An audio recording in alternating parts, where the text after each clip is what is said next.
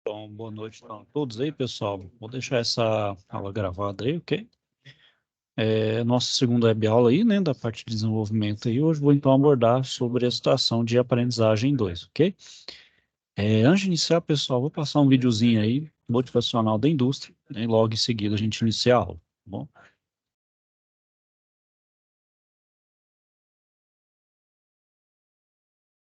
Alguém conseguiu mandar, eu até respondi algumas lá e estavam em branco, não sei se o que aconteceu na aula lá de enviar, aceitar a atividade. Tubos de alumínio. O alumínio é uma dádiva de Deus para os fabricantes de produtos domésticos. Graças à tecnologia moderna, a eficiência do seu uso aumentou muito. Nessa fábrica, por exemplo, um pedaço de alumínio do tamanho de uma moeda é transformado por máquinas em um tubo completo. Tudo que falta é uma tampinha de plástico. A produção é de 150 tubos por minuto. A propósito, o conteúdo não é bombeado para os tubos pelo pescoço.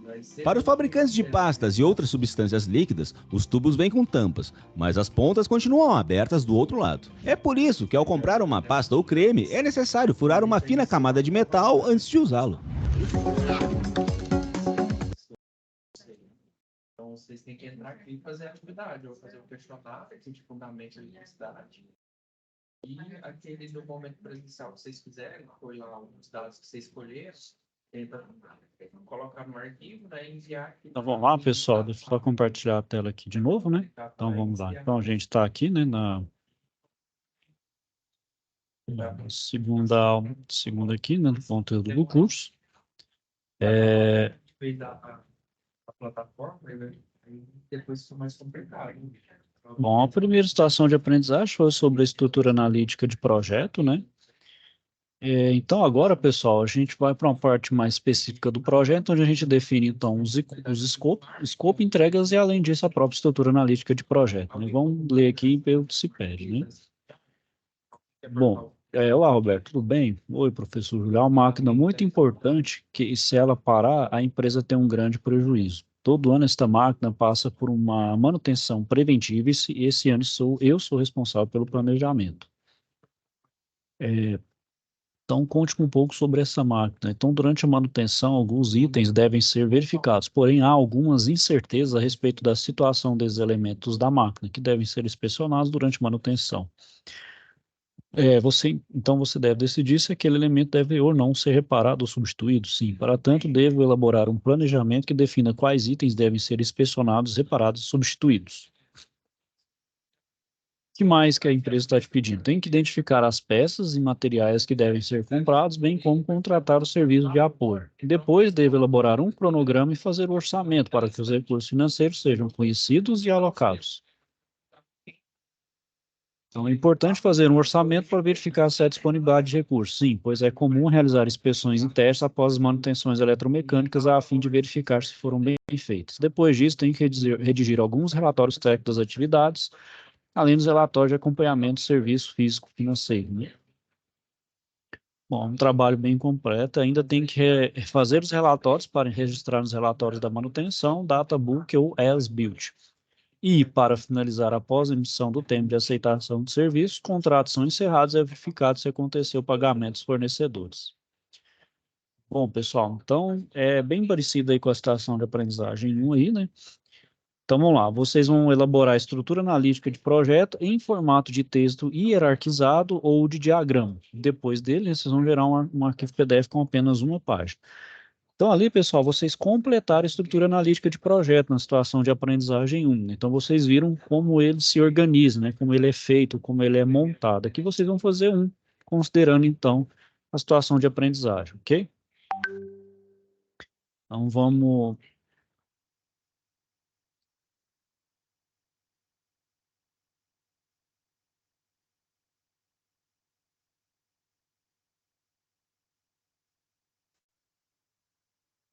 Só um minutinho, pessoal.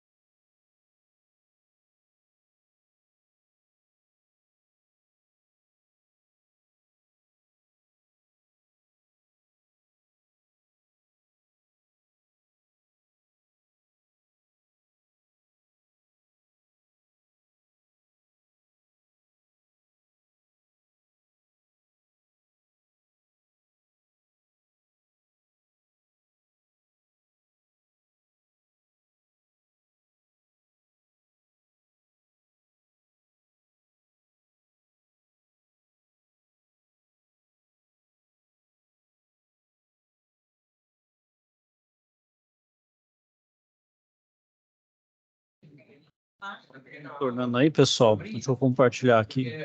Eu achei que estava. Então, vamos lá, pessoal. Então, o que que é a estrutura analítica de projeto, ou EAP? Ela é importante, né, para a atividade da gestão de projetos, né, que ele ajuda, então, a entender as atividades desse projeto, vai forçar o gerente de projeto, então, a pensar em todas as atividades para cada etapa macro desse projeto, né? Então, com base nessa EAP, é que se realiza, então, a construção do cronograma. Ô, Hildo, boa noite aí, tudo bem aí? Tá me ouvindo? Eu achei que ninguém ia entrar aí, eu já dei um início, mas eu estou iniciando agora. Eu falei da situação de aprendizagem 2 aí, né? Aí Aham, eu estou só falando aqui do conteúdo que é pertinente para fazer ele aí, ok? certo. Bom, então, continuando aí, né? Então, com base na EAP é que se realiza, então, a construção do cronograma. Então, foi como eu falei, a partir da estrutura analítica de projeto, eu consigo fazer meu cronograma. Dá para fazer meu cronograma, assim, de forma mais aleatória, vamos dizer assim, mais de forma intuitiva? Dá, mas você vai fazer seu cronograma mais suscetível a erros, ele vai ter mais falhas aí ao longo do tempo, né? E isso, de certa forma, por um projeto, né, em que projeto envolve financeiro, né, isso pode ser problemático, né? Pode dar certo ou não, ou seja, a gente está lidando com tentativa e erro. Então, a forma mais assertiva de se determinar aí, então, é fazer uma boa estrutura analítica de projeto, que a partir dele eu faço um bom cronograma. Então, o EAP ele é uma decomposição hierárquica, então, orientada à entrega do trabalho a ser executado pela equipe do projeto, para então atingir os objetivos do projeto e criar as entregas necessárias. Então, o gestor do projeto, junto com a sua equipe, vai realizar então a análise de todas as entregas necessárias no projeto, baseado nas informações já redigidas na declaração de escopo, pois a entrega das atividades elencadas na EAP devem culminar na entrega total do objeto.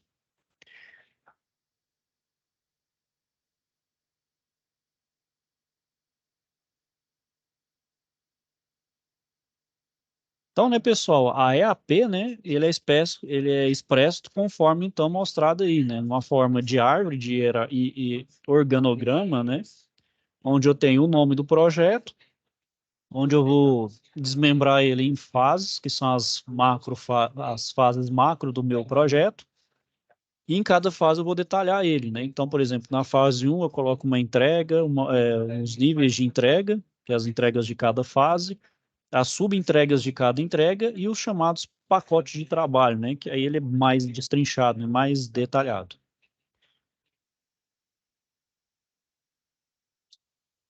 Então, a EAP ela não é uma atividade burocrática aí, né, pessoal? Então, ele vai do mais específico para o menos específico, né? Só um minutinho aqui, Rio, só um minutinho aqui, gente.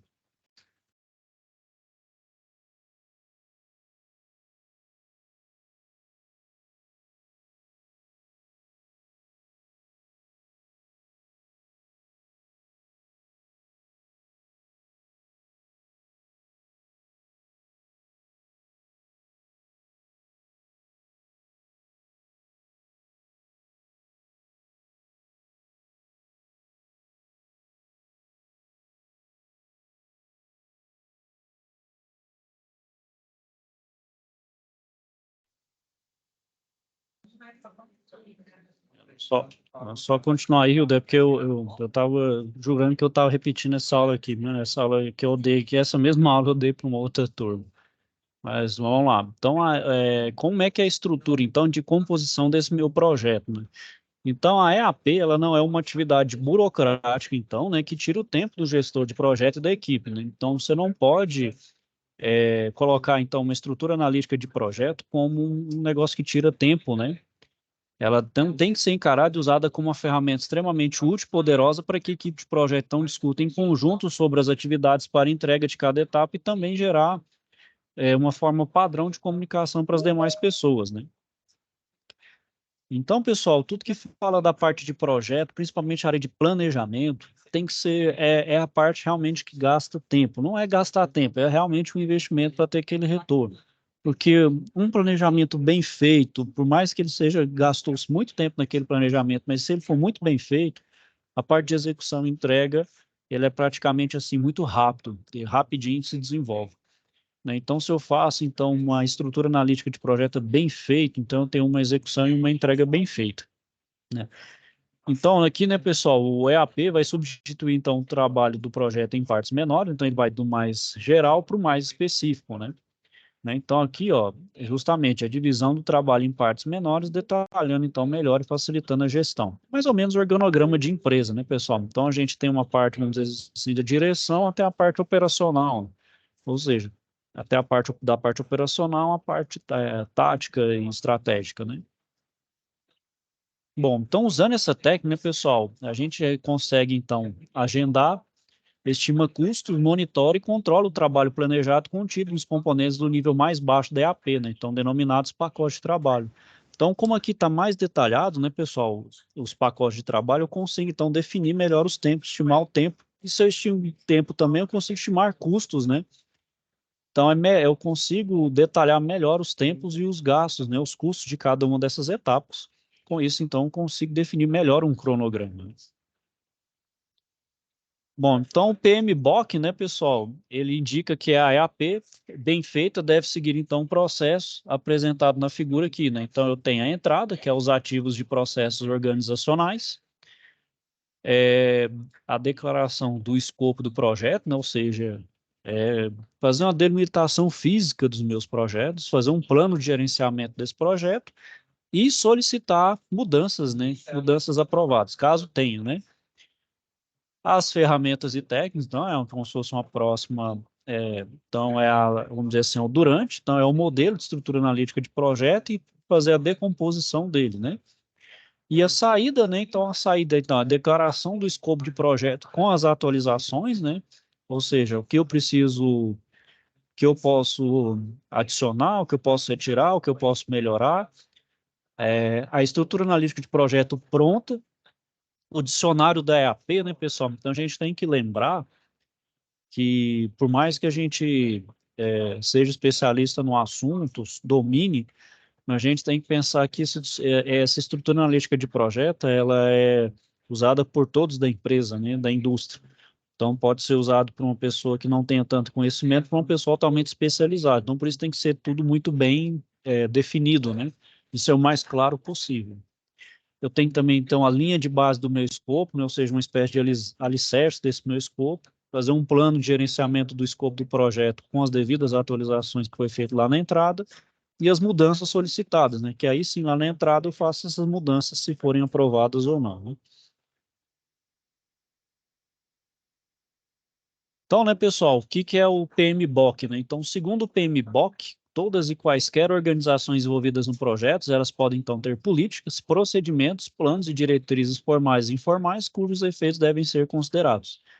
E os ativos de processos organizacionais também representam um aprendizado e o conhecimento das organizações, obtidos de projetos anteriores. Por exemplo, cronogramas terminados, dados de risco e dados de valor agregado. Então, os ativos de processos organizacionais de uma empresa representam, então, a forma como ela trabalha. Por exemplo, em empresas menores, geralmente tudo deve passar pelo dono da empresa, que sabe tudo que acontece, está para acontecer, né? Ou seja, as empresas menores, né, pessoal, assim, pode ser aplicado de uma forma descentralizada, mas numa empresa pequena a gente consegue concentrar tudo na mão de um gestor só, né? Só que à medida que a empresa vai ficando maior, mais complexa, com os processos mais complexos, eu preciso descentralizar isso, né, pessoal? Porque vai chegar um momento que gera um gargalo, né? Ficar tudo concentrado em uma gestão só. Então, eu preciso descentralizar o máximo que eu conseguir, né? Justamente por esse grande fluxo de informações e processos, né? Então, isso é necessário, por exemplo, para eu fazer esse projeto, né? Bom, pessoal, então, continuando, né? Então, a declaração do escopo do projeto, o que vem a ser isso? Ele é o documento que vai descrever, então, em detalhes as entregas do meu projeto. Então, é fundamental a gente, para iniciar esse projeto na EAP. Então, o meu escopo desse projeto tem os objetivos, descrição do escopo do produto do projeto, requisitos desse projeto, limites, entregas, critérios de aceitação, as restrições, né? Premissas e riscos, estimativa de custos e outros também, né, pessoal? Então, isso aqui faz a sua delimitação física do seu projeto, né? Se é algo menor, algo mais complexo. Depois que você faz levantamento de cada um desses itens, você verifica se tá bom, se precisa melhorar, se eu posso diminuir, se é inviável, se ele é viável, né? Enfim. Bom, então o plano de gerenciamento do escopo do projeto, ele vai fornecer aos participantes informações de como o escopo deve ser definido, documentado, verificado, controlado e gerenciado. E esse plano é que deve, então, conter o processo que permite a criação da EAP, bem como o processo de manutenção da mesma, né? Bom, então, para um projeto ter sucesso, né, pessoal, dentro do escopo definido, então tem uma grande necessidade da manutenção do escopo do mesmo. Contudo, sabe-se que o mercado ele é muito dinâmico e que, às vezes, ocorrem imprevistos que carecem da realização de alteração em alguma parte importante do meu projeto. Então, uma vez que haja essa necessidade, eu altero o escopo do projeto, contudo, as solicitações de mudança têm que ser aprovadas e devidamente documentadas. Bom, então, pessoal, a gente tem vários modelos de estrutura analítica de projeto, né? Porque, obviamente, né, para cada área, para cada produto ou serviço que eu faço uma estrutura analítica de projeto, vai ser fases e processos distintos, né? Então, a gente pode fazer uma nova do zero, não é problema, mas também a gente pode basear em uma anterior ou em modelos pré-estabelecidos, né? Então, o próprio PMI, na publicação, a prática padrão do Project Management Institute fornece, então, orientação para geração, desenvolvimento e aplicação de estruturas analíticas de projeto.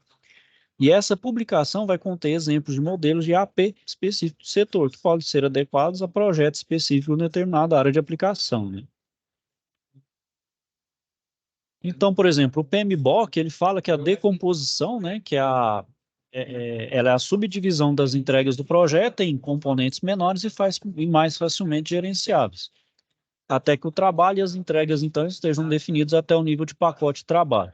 E esse nível de pacote de trabalho é o nível mais baixo na EAP e é o ponto no qual o custo e o cronograma do trabalho podem ser estimados de forma confiável. Então, todavia, então, a gente tem que observar que uma detalhada decomposição leva a um maior controle, que necessita de mais recursos para sua execução. A pouca decomposição, né, pessoal, se eu não detalhar tanto esse meu projeto, eu dificulto a gestão, né, porque justamente fica difícil realizar o acompanhamento dessas atividades, até a finalização do pacote de trabalho maior. Então, um bom gerente de projeto, né, pessoal, um bom gestor de projeto tem que ter visão muito clara da decomposição necessária para otimizar esse acompanhamento, né? Então, primeiro, eu preciso fazer identificação das entregas do trabalho relacionado, estruturar e organizar a EAP, decompor os níveis mais altos da AP em componentes detalhados do nível mais baixo, desenvolver e atribuir código de identificação aos componentes e verificar se o grau de decomposição do trabalho é necessário e suficiente. Então, né, pessoal, quanto mais detalhado, melhor, né? Com isso, eu consigo fazer delimitar um bom cronograma e uma boa estimativa de custos, né? Então, para realizar a decomposição, né, pessoal, eu posso usar o procedimento de fazer ela orientada por fase ou etapa do projeto, né? Então, por exemplo, eu tenho aqui, né? Então, por exemplo, um produto aí é um software versão 5.0, né? Então, estou desenvolvendo esse software. Então, gerenciando o projeto, eu tenho a parte de planejamento, reuniões e administração. Tem uma fase de requisitos do meu produto, né, que é requisito do meu software, documentação do usuário e matérias de programa de treinamento, assim como o meu projeto de detalhado, né, desses 3 itens. E, por fim, fazer a construção, né, tanto do software, da documentação e também do meu treinamento, né. E, por fim, né, uma das últimas fases aí para a parte de software, integração e teste, né. Então, é quando eu entrego o software para o meu cliente, com sua documentação, e também com um treinamento, caso haja necessidade, né, de eu treinar esse meu cliente, né. Outra possibilidade é usar a técnica que mistura fases do projeto, né, teste e avaliação com produtos, né, seja uma aeronave ou um serviço, né, então um treinamento para essa aeronave. Então, por exemplo, para uma aeronave, né, pessoal, então na parte de gerenciamento, né, então eu tenho gerenciamento de energia de sistemas, atividades de gerenciamento de projeto de apoio, né, ou seja, como o avião é bem mais complexo, né, pessoal, com software, eu vou precisar, então, de fases mais bem detalhadas. Com o treinamento, eu tenho que fazer, então, um treinamento do equipamento, né? Vamos supor que a Boeing ou a Airbus aí, ou a própria Embraer desenvolva uma nova aeronave, né? Com alguns equipamentos novos, então eu preciso treinar, né? Os futuros pilotos que vão, ou os prováveis pilotos que vão fazer o comando dessa aeronave, né? Justamente treinar o equipamento, treinar as instalações, fazer o treinamento de serviço, né? Aos voos mesmo, né? E fazer levantamento de dados com os pedidos técnicos, dados de engenharia, né, pessoal? Então, vocês verem que todo aquele negócio do plano de tudo do voo, de manutenção, é praticamente um livro enorme. Hoje está praticamente digitalizado, mas ainda tem as versões impressas, são livros enormes, verdadeiras tamanhos de dicionários mesmo, são imensos, enormes, né? Que a gente está lidando, né, pessoal, como é a aeronave, é um equipamento crítico, né? Então a gente precisa ter isso mais detalhado e mais levantado possível, né? Bom, então eu tenho a estrutura ela é em nível organizacional, né?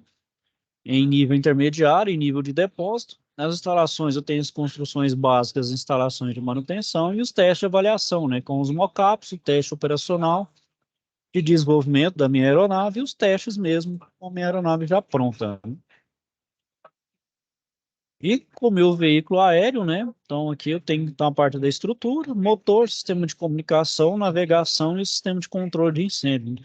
Até todos os sistemas básicos aí que compõem uma aeronave. Então, vocês podem perceber aí que, em comparação, por exemplo, àquela do software, muito mais complexo, né? Tem muito mais detalhes que tem que ser levantado, né? Ou seja, minha estrutura analítica de projeto vai depender, obviamente, bastante de qual produto e qual serviço eu estou lidando, né? Bom, então a declaração do escopo do projeto com as atualizações, então caso ocorra alguma necessidade de alteração no escopo durante a etapa de criação da EAP, a gente altera o documento e procede à aprovação da alteração para o perfeito registro dessas mudanças. E a principal saída dessa fase do projeto é o próprio documento da EAP. Então ele vai ser usado como uma fonte rica de informações nas outras fases do planejamento do projeto, em especial a criação do cronograma. E o outro aí, né, pessoal, é o dicionário da EAP, né? Então, ele é justamente um documento complementar para dar suporte.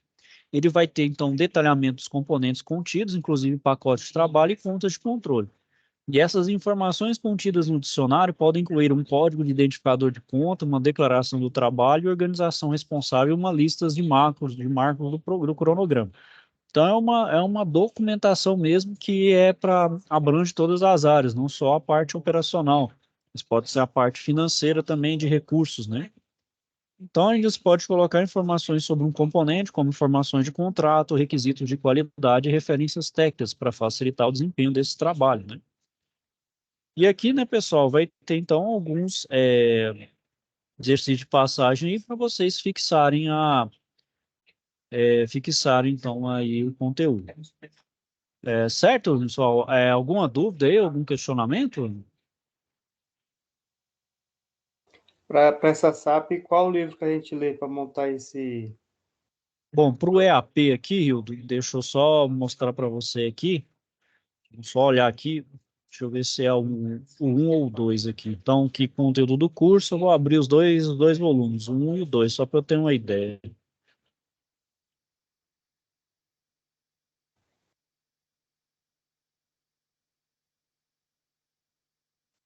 Deixa eu só ver aqui que eu não tenho de cabeça. Deixa eu só ver aqui.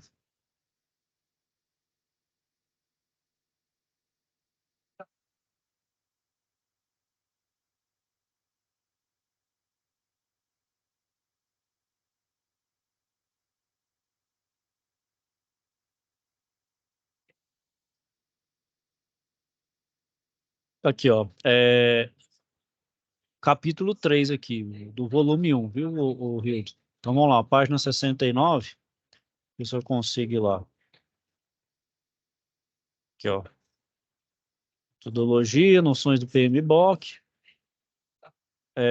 Aqui fala também, dá uma detalhada melhor, né? É bom vocês lerem aqui também. Vendo a abertura do projeto, documento de abertura do projeto, alguns termos, escopo, tá vendo? Estrutura Estrutura de composição do projeto é AP, né? Um exemplo de como fazer, tanto ele da parte hierarquizada como em forma de texto aqui. Ok? Tem mais alguma dúvida aí? Mais um questionamento?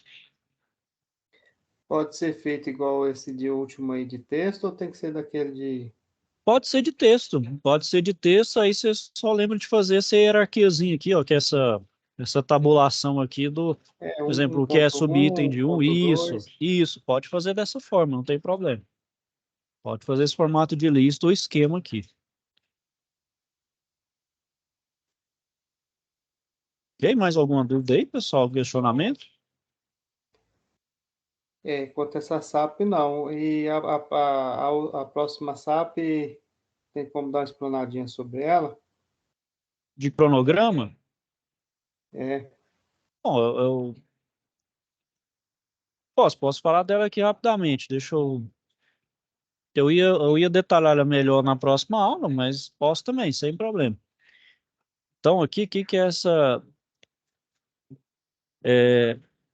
Vocês vão fazer a leitura ali, né, pessoal? Então, o que que vocês vão fazer? Vocês vão fazer a atividade do cronograma em formato de gráfico de Gantt para a manutenção de uma máquina especial. Então, aqui, pessoal, eu tenho o formato do cronograma, né, em PDF. Então, por exemplo, basicamente o que vocês estão fazendo na SAP 1 e 2, mas estimando agora as durações, né? Então, coloco que é relativo a planejamento, que é relativo à execução, que é relativo ao encerramento, obviamente baseado no que está falando na SAP, né, na situação de aprendizagem 3. Aqui o que é predecessor, né, o que precede e o que sucede, né, e marcar, por exemplo, quanto tempo que leva cada uma dessas etapas, né? Sei lá, então vamos supor que essa primeira etapa aqui, ó, essa aqui, ó, essa tarefa 1.1.1, ela leva 2 semanas para ser feita, né? Assim por diante. Pode ser semanas aí, dias, meses, né? Tá aqui em PDF. Aqui, pessoal, deixa eu mostrar para vocês. Aqui, ó, eu tenho um modelo de diagrama de Gantt.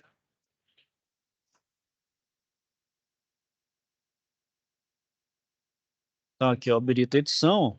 Então, aqui, ó, vocês podem utilizar essa parte aqui, ó. Então, aqui, como está em dias, você pode colocar em dias também o mesmo, não tem problema. Aí ele vai só fazer, depois é só fazer a conversão de dias para semanas, do jeito que vocês quiserem aqui. Aqui vai estar estabelecido em dias. Então, aqui, ó, vou apagar aqui, ó. Vou apagar aqui. Pronto, tá vendo? Tá zerado. Então, sei lá, aqui começou, vamos supor ali, começou no dia 27/9 de 23 e vai então até o dia 9/10/2023. Beleza, 12 dias. A outra tarefa começou no dia 30/9/2023 e vai até o dia 25/11/2023. 56 dias, certo? A tarefa 3 foi do dia 26/11/2023 e vai até o dia 1º de janeiro de 2024. Né, tá vendo? Aí vai montando, certo? Aí, obviamente, vocês vão estimar isso, né, pessoal, conforme está descrito lá na situação de aprendizagem. Certo? ok. E, pessoal, mais alguma dúvida aí? Algum questionamento? Igual esses modelos, a gente pode usar eles como para dar assim uma noção Pode, ou pode. editar eles. Você pode editar, você pode melhorar, você pode tirar algumas coisas aqui, melhorar. Se você tem noção do Excel para mexer aí, pode, sem problema. Caso vocês não tenham muita noção, só quiser inserir as datas aqui, pode também. Você vê que já fica prontinho ali os gráficos aqui já levanta, né? Ok. Certo, pessoal? Mais alguma dúvida aí? Questionamento? Não, comigo tudo bem. Certo? Ó, Tranquilo. tranquilo? Então, pessoal, vou finalizando aqui por hoje, ok? Caso tenham mais alguma dúvida ou questionamento, não deixem de procurar, ok? Estou aqui para ajudar vocês no que for necessário, no que for preciso aí. E então é isso, pessoal. Vou desejar então a todos aí uma boa noite, certo? Fiquem então todos com Deus aí. Até a próxima. Boa noite. Boa Até noite. a próxima. Alô, boa noite. Noite.